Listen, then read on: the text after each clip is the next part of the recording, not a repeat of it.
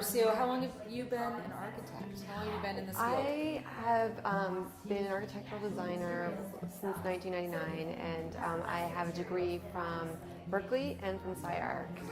What attracts you to this type of architecture?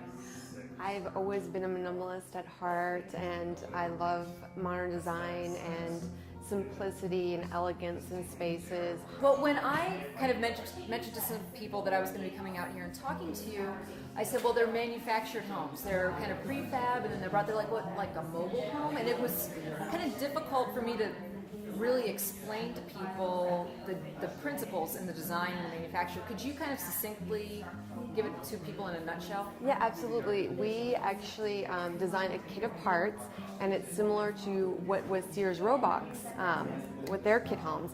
So basically we design and manufacture all the signature design elements that fit on one truck and can be traveled or shipped anywhere in the United States.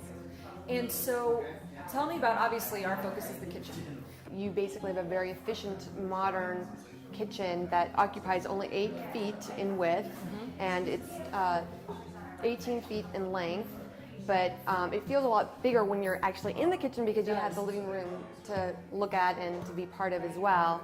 And but what makes it modern? So you've used the word modern a couple of times. Now, what do you think actually kind of identifies modern architecture, especially when it relates to this kind of working space? Absolutely. I think modern, first of all, has to be really well thought out and efficient. And so in this case, as you can see, you can easily grab things from this cabinet and then pull here and chop here and there, go to the sink, the dishwasher, everything's at an arm's length.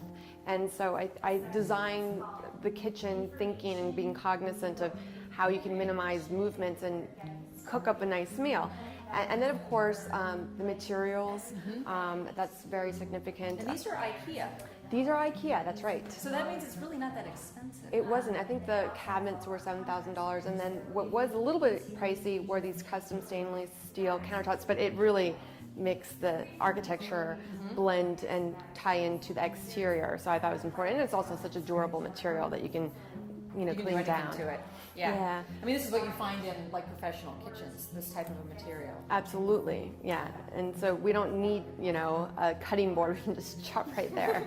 So. Now, one of the hallmarks of your very elegant designs are that you can customize. So you come with a basic idea, but then if people want to use different materials, how can the kitchens in your designs be customized based on people's needs or wants? Oh, absolutely. It's probably our most customized space because people have very strong ideas of how to cook and how they'd like to also integrate their living space with their kitchen. Where do you see the future of not just your company, but this concept, this type of home building? Where do you see it going? I think more and more architects and designers are going to be offering prefab solutions like this because a lot of people, not only do they love modern and well-designed architecture, but they want predictability. They want to know how much it's going to cost and also how exactly is it going to feel and look like.